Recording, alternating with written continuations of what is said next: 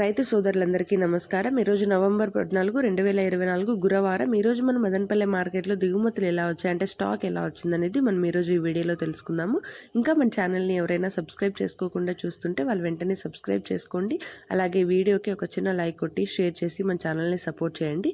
ఇంక ఈరోజు మన మదనపల్లె మార్కెట్లో దిగుమతుల విషయానికి వస్తే నిన్నట్లాగానే వచ్చాయి, అంటే స్టాక్ ఎక్కువగానే వచ్చింది. ఈరోజు కూడా పెద్దగా మార్పు అయితే లేదు. స్టాక్ ఏ మార్కెట్లో అంటే ఏ మండీలో చూసుకున్నా కూడా, జీపీఆర్ లైన్లో చూసుకున్నా, అలాగే భాగ్యలక్ష్మి లైన్లో ఎక్కడ చూసుకున్నా కూడా చాలా ఫుల్గా అయితే ఉంది.